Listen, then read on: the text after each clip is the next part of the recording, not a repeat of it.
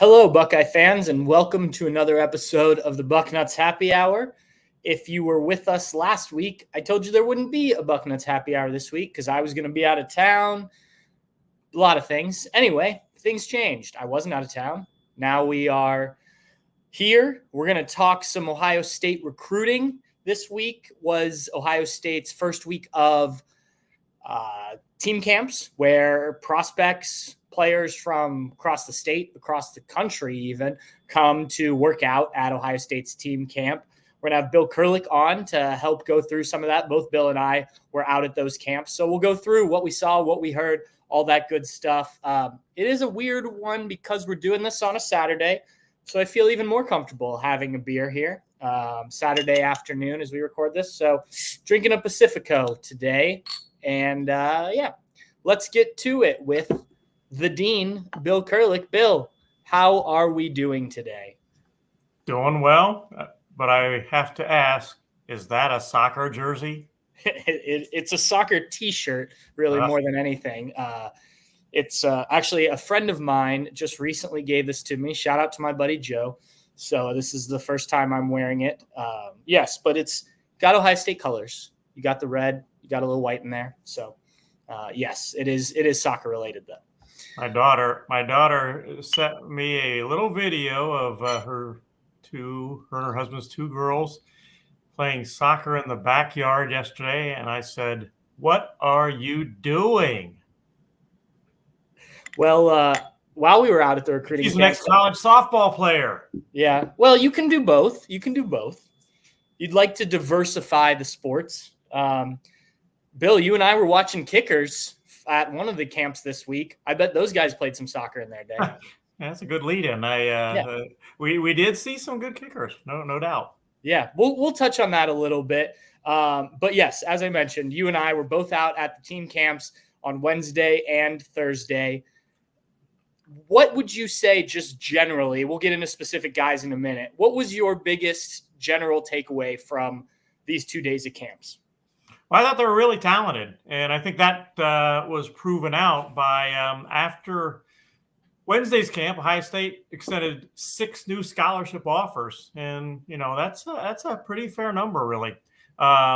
There's camps at times where they only extend 1 or 2 new scholarship offers, so they extended 6 new ones after Wednesday's camp, and then 7 more after Thursday's camp. So, I thought there was at least a half dozen other guys that didn't get offers, but put themselves certainly as possibilities to get offers, showed well enough that maybe they get offered in the future. So let's get into kind of how this all works. Some guys come into camps with offers, having already been seen by coaches. Some guys earn them there. But then you mentioned other guys kind of put themselves in position to potentially get offers down the road. Beyond this, obviously you have the season coming up.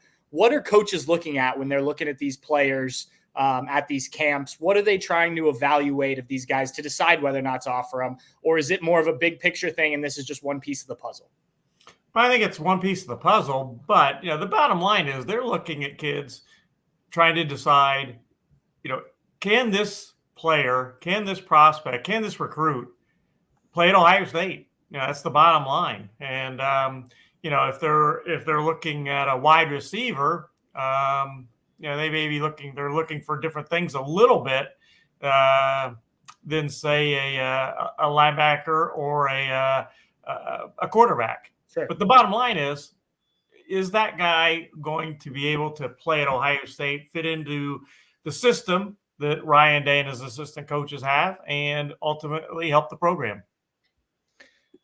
The biggest name for the week, I think, Jace Stewart, defensive lineman. We both spent some time watching him. My first impression was this guy looks the part. Just him standing there. He had a bright yellow sleeveless shirt on. I won't go quite as far as to say he looked like Chase Young when Chase Young was about the same age, but fairly close in terms of just physically looks like a guy who could play defensive line at Ohio State. You have a more trained eye for this than I do in terms of looking at high school kids. What was your first impression of Stewart? And then as you saw him work out, what did you make and kind of where do you think things stand? I know you wrote about this a little bit today.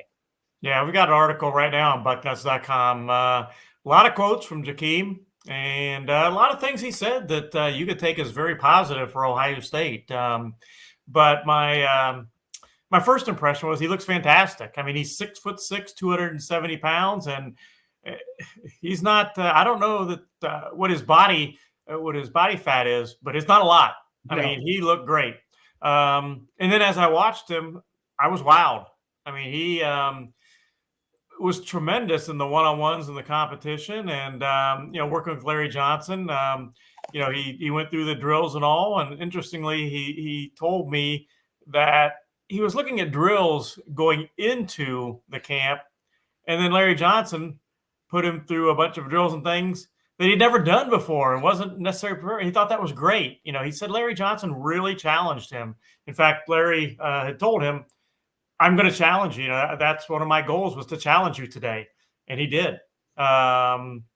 So, I think the two big questions right now, he is physically ready to move on to the next level. That is, if he was in the 2025 class, he could play this season and then go to college. He is a 2026 player. But the question is, does he reclassify? I would say right now, if I had to make a prediction, I would say he reclassifies and he goes to the class of 2025. This then would be his senior last year of high school, and then he goes on to college. Now, that's my feeling right now, based on just what I'm hearing and talking to different people, talking to him a little bit. He said that he really doesn't know yet. He said that his trainer, coach, mentor, father figure, Clyde Alexander, who he came up with, a defensive line guru, is handling all that for him. But that leads to the next question: whether he reclassifies or not, does he end up at Ohio State? Right. I think the Buckeyes are. Well, I know the Buckeyes are in the running.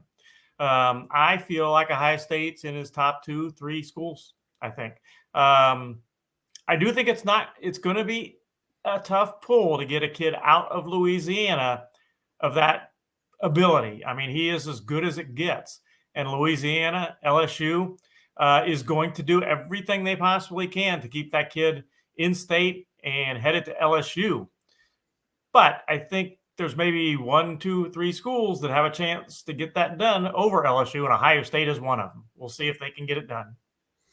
And for those who don't follow this maybe as closely as others, Stewart is, according to our rankings, the top defensive lineman in the country, the number 10 overall prospect. So based on our evaluations, pretty darn good. And as Bill just said, lived up to the billing, at least at Ohio State's camp. And also, if you are unfamiliar with these camps, the kids, and correct me if I'm wrong here, Bill, but pretty much anybody in high school you can pay to come out to these camps, right? Yeah, the Ohio State staff, obviously, the kids that they're recruiting and have an interest in, they are serious interest, especially. They're trying to get those kids to come to camp. But it's not limited to those kids. Other kids can come to camp too. So, yeah, you've got a wide variety of you've got some kids that are, young freshmen, sophomore in high schools that just want to go out there and get coached by the Ohio State coaches. You've got kids who are probably looking at, MAC offers. There's a lot of coaches out at these camps, kids that, it benefits them to come out and look at some of these prospects because Ohio State brings a lot of kids out there. And then obviously you've got some of the bigger name guys that we'll talk about that are the guys that Ohio State and other programs around the country. So there's a lot going on at these camps, and there's various levels. You see coaches everywhere. It's actually a pretty cool experience, I think, with the way they do it. And then Ohio State's obviously not the only one. Other schools have these camps as well. All right, Bill, while we're talking the trenches, there were some offensive linemen who came out that Ohio State has some interest in. What did you make? Who are these guys, and what did you make of them? Well, let's start with Wednesday's camp. That was an interesting one in that there was 2025 linemen there from Ohio that were kind of vying for a scholarship offer from the Buckeyes. One of them, Nolan Davenport from Massillon, the other, Jake Cook from kind of my backyard, the next community over from me, Westerville North. I thought in particular, Jake Cook did a really nice job. He did not get an offer from the Buckeyes, but he's under consideration. I mean, he really did a nice job. He did he took every rep. He physically wore himself out. He worked so hard. He did. We saw that very clearly. Yeah. So we'll see if he gets an offer, but he really acquitted himself extremely well. Nolan Davenport, he did not get an offer, like I mentioned, and then right after that, almost announced he's committing to Wisconsin. So he is committed to the Badgers. And then in the the Thursday camp, I thought there was a pretty solid group of 2026 offensive linemen there, and two of them got scholarship offers from Ohio State. One of them, the one that I liked, I liked them both, but the guy that I really kind of watched more than any other offensive lineman there that day did get a scholarship offer, Darius Gray.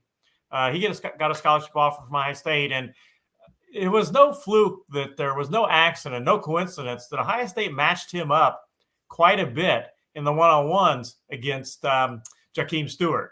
Right. And Jakeem did win the majority of those matchups, but they were good matchups, and Darius Gray held his own at times too. And when you do that against Jakeem Stewart, and he was not, he said, he put me in there against the best guy, as he put it, iron sharpens iron. So yeah, he did very well, earned a scholarship offer from Ohio State. And then the other guy is Grant Weiss that earned a scholarship offer from Ohio State. And again, both those kids are in the 2026 class. I think it's important mentioning Carter Lowe, Ohio State 2025 offensive line commit, was also out there, but I believe hurt his hamstring during the 40-yard dash. So right. He didn't do, is that right? Yeah. He didn't do the workouts there. Yeah. So he was working out, running, like you said, 40-yard dash, pulled a hamstring, and wasn't able to finish the camp. So that was a disappointment. Because Carter is a fantastic player and just a great young man. Enjoyed seeing him again, but would have enjoyed even more watching him in action a little bit more. So that was kind of unfortunate. I know he was disappointed too. Yeah, it sounded like it from hearing him talk a little bit. Let's move on to the quarterback position, guys behind the offensive line. I think most Buckeye fans at this point are aware of Tavian St. Clair, Ohio State's next quarterback coming in the 2025 class, who has climbed up these rankings, a number 2 overall prospect in the class now. I was impressed. I know Tavian didn't stay the whole time. He had to leave with his family because his brother was camping at Youngstown State, I believe. I was impressed with just how Tavian looked physically. He just continues to get bigger in a positive way. What did you make of Tavian's time at Ohio State's camp? As Urban Meyer used to say, he's a grown man. Although Urban added a word in there, but he is a grown man. He's 6'3.5" now, I'd say, maybe 6'4". Looks fantastic. When I saw him 2 years ago at Ohio State's camp, he was a skinny kid. Yeah, he is not a skinny kid anymore. No, and he looks very good. He really, I think, has got the potential to be a C.J. Stroud type guy at Ohio State. And that's saying a lot. Obviously, C.J. Stroud was the number 2 pick in the NFL draft, but I think Tavian has that type of potential. And again, that's sometimes a dirty word, potential. But I loved what I saw of him again. And then the other quarterback was Brady Edmonds. He's a class of 2027. Ohio State doesn't usually offer quarterbacks that far down the road, but they offered Brady Edmonds a scholarship, and he's from Huntington Beach, California, but he has an Ohio background. His grandfather was born up in the Cleveland area. Go Browns, go Cavs, go Indians, go whatever you want to call them. But his grandfather was born in Cuyahoga Falls near Cleveland. then moved to Boston. So Brady has a Ohio, I guess, heritage a little bit. And the interesting thing is he was at Michigan the day before, and Michigan offered him a scholarship at their camp. Ohio State offers Brady at the Ohio State camp, obviously. Afterwards, Brady told me that I asked him out of his over a dozen offers, I said, are any schools starting to stand out a little bit? And he said, obviously the big ones, and he immediately named Ohio State, Michigan, and Texas. And then he said that he definitely wants to play in the Big Ten. So it is all shaping up to be a classic Ohio State, Michigan recruiting battle. I'm getting ahead of myself a little bit because Brady's not ready to make a decision. In fact, I think he's at the Pirates game tonight, matter of fact. He was going to Pittsburgh because he's going to be at Penn State's camp, I believe, tomorrow. But he's going to keep looking. He probably will not make a decision. He said probably not this summer. But in the end, it has all the earmarks of Ohio State, Michigan recruiting battle. Yeah, you mentioned C.J. Stroud before, another kid from California that, in Brady there. I was going to ask you about him next, so I'm glad you went there. I do think it's interesting, a kid who could, stay out there. Now, I guess you could stay out there, UCLA and USC now, and still be a part of the Big Ten. But it sounds like he's thinking more Midwest with some of these offers. Is that kind of your impression?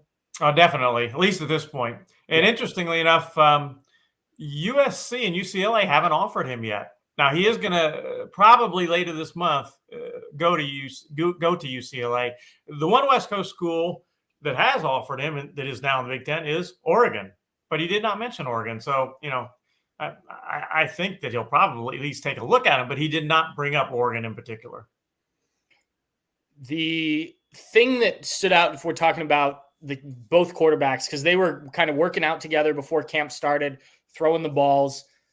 We mentioned Tavian developing physically, just kind of the way the ball zips out of his hand. Now they're only throwing like 10-yard passes back and forth to each other, but you can tell like there's a bit of a difference just from, two guys who are in different classes right now. And Tavian, if you paid attention, he was playing multiple sports. He's kind of given up on some of those other sports in order to be a more polished football player by the time he arrives at Ohio State next year. You can see that work really paying off, not only in his physical change, but the way that ball just pops off. And I know at Bell Fountain, they did a lot of running the ball this year, but this is a kid who's looked pretty impressive and gets more and more impressive every time I've seen him. I think you'd probably agree, Bill, right? Yeah, and I do think they will throw the ball more. I'll be surprised, very, very surprised if they don't this year. But they had doing what they did. They advanced. I believe. I think they were one game away from the Final Four in the state. So what they did was successful. Yeah. No doubt about it. Yeah. Well, quarterbacks have to throw to somebody. Wide receivers, tight ends. Let's start wide receivers, then we'll get to the tight end group, which was an exciting group. I don't know, at least from kind of reading some of your stuff, Bill, I don't know if we initially thought there would be as exciting group of wide receivers, but there were some guys that stood out. Yeah, Jameer Brown, we knew he was going to be there, and he was as advertised. He is really, really fast. He's got track times that college guys would love to have. And he, as a sophomore in high school, he's a class of 2027. So, he's a rising sophomore. And he looked great. I don't think there was much of any doubt that he was going to get an offer. As Mark Porter and I were talking about watching camps, we were watching Jameer Brown, no brainer, going to get an offer today. And we were watching Brady Edmonds. As we watched him, we said, this is a no brainer. He's going to get an offer. And they both did. But Jameer Brown is a tremendous prospect. I think that if he ends up at Ohio State, which I wouldn't bet against at this point, certainly. But if he ends up at Ohio State, I think he'll be just another in the long line of super wide receivers to play for Brian Hartline. Then the next day on Thursday, Jaden Ricketts, another Ohio speedster. He's from Watkins Memorial in Pataskala. He earned a scholarship offer. And, I think maybe some were surprised about that a little bit in that up until his Ohio State offer, all his offers were MAC level offers. And he got another offer at the Ohio State camp on Thursday, Akron, yet another MAC school who was at that camp. I don't think he's going to end up in the MAC because he's going to have a lot of Power 5 offers before he's done. He's got tremendous speed and pretty good size. He goes about 6 foot, 6'1", and 185 pounds approximately. And he's not a skinny kid, and he's really fast, as I mentioned. Let me ask you this, since you mentioned it. When you see a guy like that maybe doesn't have the offers that you would expect of a guy who could end up at Ohio State, but he does get an offer. How do you kind of view that? Let's take the camping part of it out of it. If this is February or, during the football season or something, maybe a guy you haven't seen a ton of, how much do you kind of take what you've seen of a kid and his offer list versus what Ohio State thinks and their decision to offer them when you're kind of assessing the situation? Well, in the case of Jaden Ricketts, I was writing about him back during his freshman season. And I'm not even sure at that point he had more than a couple MAC offers. Mm-hmm. But I was writing about it because I thought he had a chance to be an Ohio State caliber kid. I wouldn't be writing about him on Bucknuts if I was convinced he's not going any higher than the MAC. But I really thought he had a chance to be an Ohio State kid just because of his speed. That's, as the old saying goes, that's something you can't teach. I thought because of his speed had a chance to be a Ohio State caliber player. And then you go out and see him do what he did. And then you see Ohio State offer a scholarship, and it kind of validates what maybe you were thinking. Like I said, I think it's just a matter of time until a whole lot of other Big Ten Power 5 type schools offer Jaden Ricketts. And do you think that's normal? A kid who's from, even if it's a kid from, say, Wisconsin, once a Big Ten school starts to offer, or a couple Big Ten schools, does that kind of pick up the interest on kids from other teams around the Big Ten, other Power 5 programs? Well, if Ohio State is one of the offers, it absolutely does. I mean, that it's like one Ohio State coach once told me, he said, I don't know how much difference exactly it makes being at Ohio State, but he said, when we walk into a high school building with that O on our chest, it makes some difference for sure.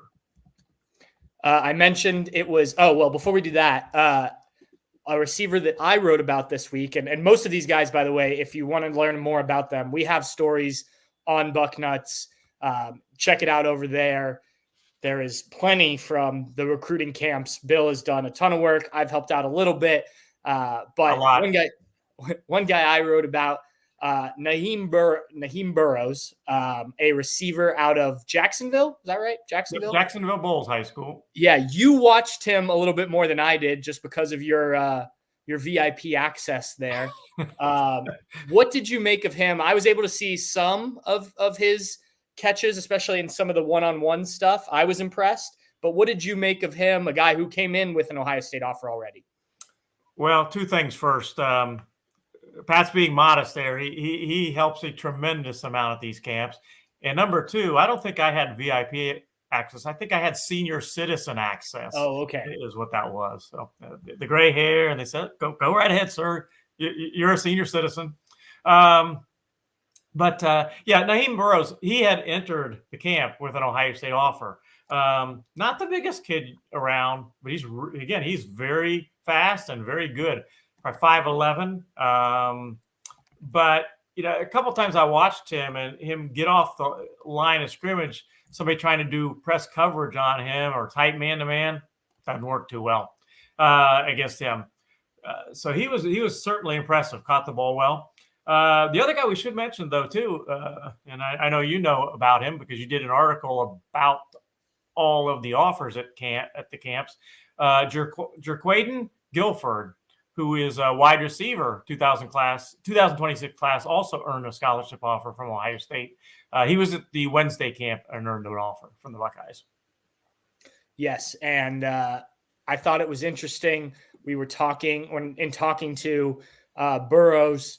He talked about, he watches all sorts of receivers, tries to take stuff from their game. But the one guy he mentioned when it comes to Ohio State, Marvin Harrison Jr., which He is, I think, 4 or 5 inches shorter than Marvin Harrison Jr. His game is not the same, but he said, regardless of kind of how he profiles out, he thinks there's something he can take from any receiver out there, which is interesting. You often think like, okay, small, fast guys, they watch Tyreek Hill, and the bigger guys, they watch, Randy Moss or Marvin Harrison or whoever it may be. No, he thinks there are parts of everybody's game that he can take and add to his. Also, as I put in the article, he's high on the Buckeyes. He said, and he gave a big grin when he said this, he said, they're up there for sure. So we'll see how the rest of that recruitment plays out. Obviously, a guy from Florida, hard to pull, but it's Brian Hartline, so we won't count him out.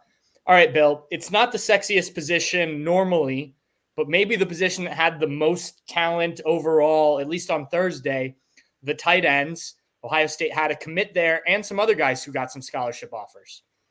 Yeah, it was going into the camp, I called it the Jace Stewart tight end camp because, golly, Jace Stewart was tremendous. And the tight end talent, one college coach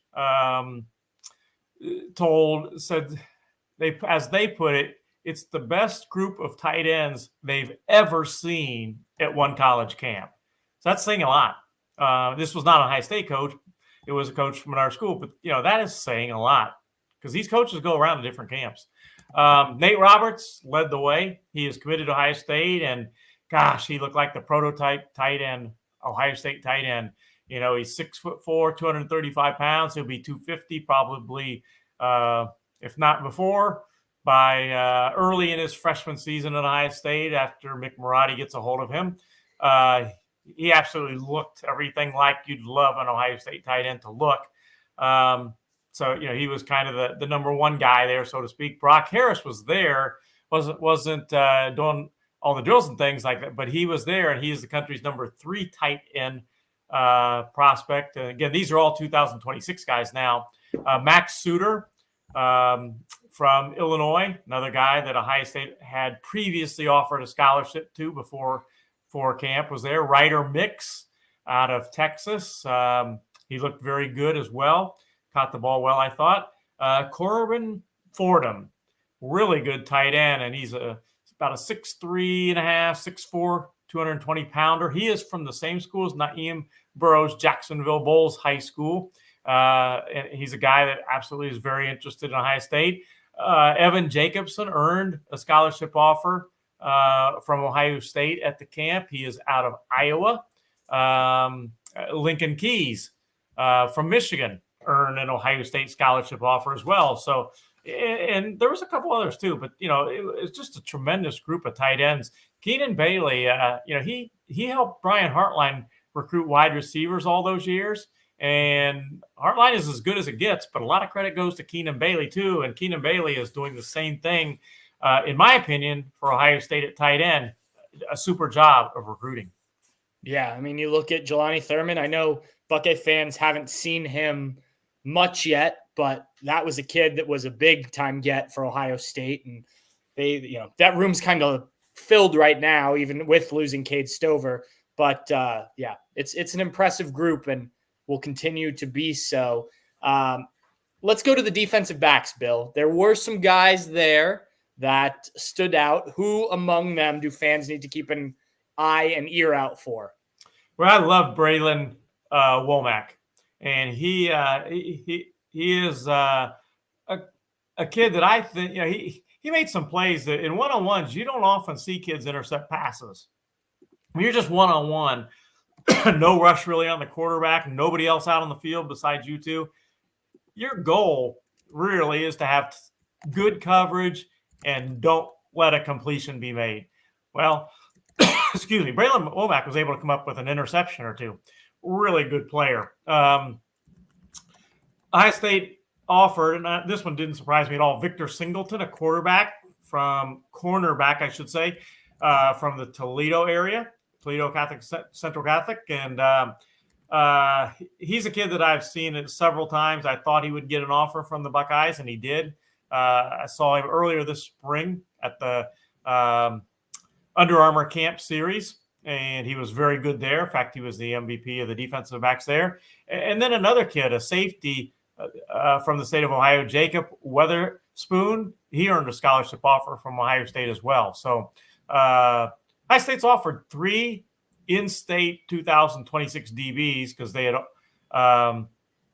already offered one, Elbert Hill, before camp, and he hasn't camped at Ohio State. I don't know that he haven't been told for sure when he'll be down to Ohio State again, but 3 in-state defensive back offers in one class shows that that's a very strong position group in Ohio.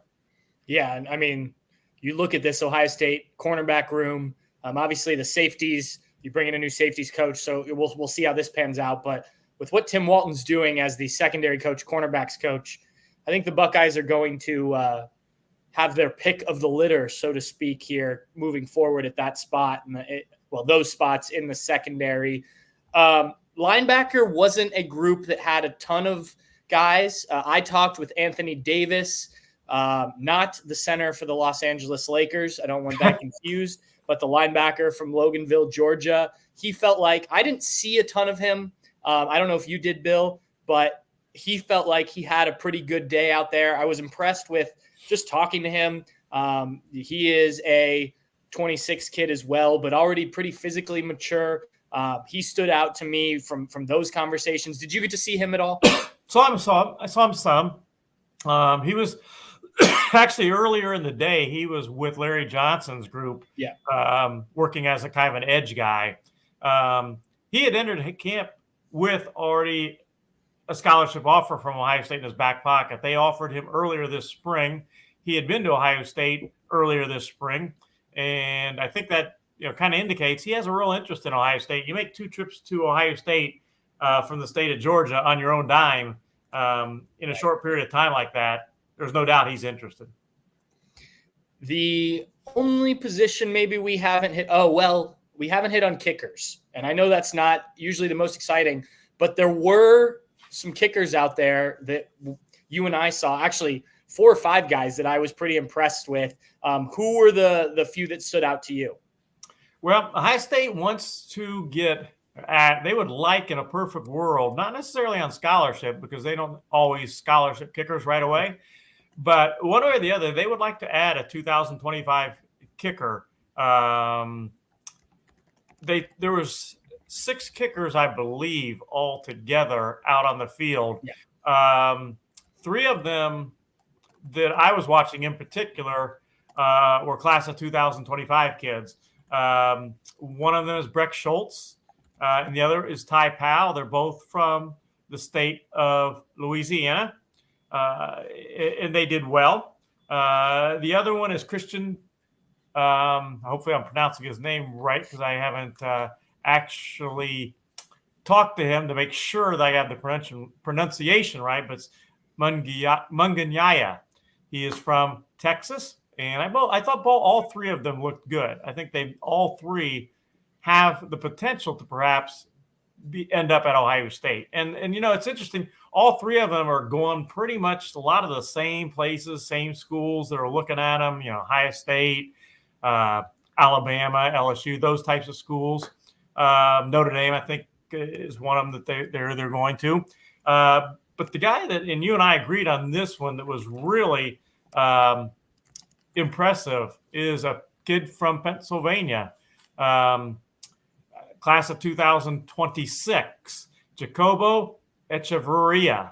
And he was the first one as I walked in. I saw somebody kick the ball from, I don't know, probably 40 yards out. And I watched the kick, didn't know who it was. I was just walking in. I watched the kick, and it sailed through the uprights. And I mean, through the uprights and on. The tower behind the uprights, it hit way up on that tower. I said, whoa. And I looked to see who he was, and it was Jacobo. And that kick wasn't a fluke. I mean, he was hitting them from 45 to 55 yards, and some with distance to spare. Yeah, it was impressive. I thought like I said, that whole group kicked well, at least on that day. So they got a good look at some good kickers there. As I was saying before, I remembered we almost forgot about kickers. The running back group, we didn't touch on that, mostly because there weren't a ton of Ohio State caliber running backs this week. Is that fair to say, Bill? Yeah, it wasn't a big week for running backs. Carlos Lachlan, the new running backs coach, is doing a tremendous job of recruiting running backs. But, right now, he's really working hard to get his class of 2025 running backs in the class. He got a huge commitment from Bo Jackson. I really love Ohio State's chances of getting Isaiah West from Pennsylvania, from St. Joseph's High School out in the Philadelphia area. Marvin Harrison's high school. Colin Ford's too, for that matter. But I've crystal balled him to Ohio State. I love Ohio State's chances. He makes an official visit to Ohio State next weekend. Then the other one, Jordan Davison from California, Mater Dei High School. I've got him crystal ball to Ohio State. Not necessarily a done deal at this point in my mind. He's taking other visits and all, but still like Ohio State's chances there. And then Anthony Rogers. He's an Alabama commitment right now, but he visited Ohio State not yesterday and the day before, but the Thursday and Friday a week ago. And the visit went very well. And he is planning, as of this point, of being back for an official visit to Ohio State during the season. So I think those four names right now, if Carlos Lachlan can get three of those four, it will be a spectacular group. And then there's also Byron Lewis from Florida, who has an official visit scheduled to Ohio State as well. The last thing, Bill, before we end this Bucknuts Happy Hour, there's currently a group of kids on official visits to Ohio State right now. You have a story on Bucknuts from this morning about where you think some of those kids will go, but who are the names that people should know that are visiting Ohio State this weekend? Well, there's 10 kids making official visits to Ohio State this weekend. 3 of them have already committed to Ohio State. And all 3 of those kids are not flight risks, so to speak. They're not looking to go anywhere else but Ohio State. You got Eli Lee, the in-state linebacker. You got Desai Jones, wide receiver. And you've got Cody Haddad, an in-state safety. So those 3 kids are making their official visits to Ohio State this weekend. But then you've got 7 uncommitted prospects that Ohio State is hosting on official visits this weekend. Safety, Fahim Delane is a headliner, no doubt about it. I tend to like Ohio State's chances. Wide receiver Quincy Porter, I think he ends up at either Ohio State or Michigan. He seems to have been leaning towards Michigan a little bit, but I think Brian Hartline can change that if that is in fact the case. I think Ohio State could certainly come up with him when all is said and done. But I do think he'll end up at either Ohio State or Michigan. So you got those 2 great skill position players. On the offensive line, you got Jackson Lloyd from California. You've got Javon McFadden from Maryland. And then you've got Andrew Stargell from Georgia. I would not rule out Lloyd ending up at Ohio State, but I really like the chances that McFadden and Stargell end up at Ohio State.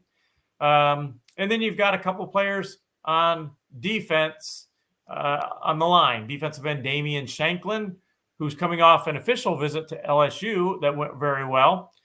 We'll see what happens this weekend at Ohio State. I know Ohio State's presented him with a really good package, and I know he likes Ohio State a lot, so we'll see what happens there. And then Trajan Odom from North Carolina. He's a kid that could play defensive tackle, could play defensive end. I like Ohio State's chances with him overall as well.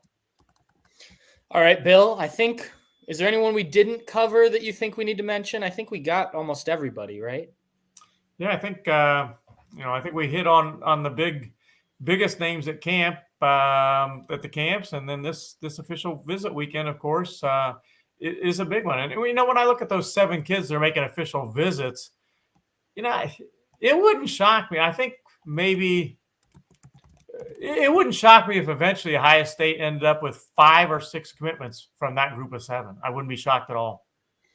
That would be a pretty good weekend, I would think, of official visitors there. So, all right, Bill. Well, thank you. This is, I know, about as busy of a time of year as you get. So I appreciate you taking some of your Saturday, a rare Saturday happy hour, to talk some recruiting with us. I appreciate it. Always my pleasure. And we'll see you next week for the 2 days of camp next week as well. And again, Pat does a great job of working these camps with Mark Porter and I. We'll be at it again on the 11th and the 13th of next week. Yep. And Steve Hellwagon, who is on vacation this week, will be out with us. So we'll have 4 guys out there doing the work. So again, thank you, Bill. I appreciate it. And I will see you next week. Sounds good. All right. All right. Thanks again to Bill Kurelic. Again, if you are interested, if you're not a person who follows recruiting super closely, but maybe this podcast got you interested in what's coming to Ohio State or some of the potential guys, there's a lot of stories on Bucknuts right now. And we are running a promotion if you are not a Bucknuts VIP member. And you don't have to be a VIP member to read everything, but especially a lot of the recruiting stuff, some of our analysis stuff. But if you are not a Bucknuts VIP member, you can become one right now with the promotion that is currently on our front page, 60% off for your annual subscription. So that's about as good of a deal as you are going to find. It will get you access to all of our Ohio State coverage, inside info, things like that. It also gets you access to all of 24/7 sports in the entire network. If you want to know what's happening up north, if you want to know what's happening at Georgia, those type of things, you'll be able to read that stuff, read on the message boards, all that stuff, get you access to everybody we've got within our network. So I don't know if there's a much better deal than getting 60% off of that for the year. And that'll take you, from this point on into the football season, basketball season, through spring practice next year, and to the start of the camp season as well. So a pretty good deal if you ask me. Anyway, thank you all for tuning into this. This is a little shorter than we normally go, but we also don't normally do this on Saturdays. At least here in Columbus, it's a beautiful day. So I'm going to get outside and enjoy the weather. I hope you guys are all having a great weekend. And we'll talk to you next week, Buckeye fans. Cheers.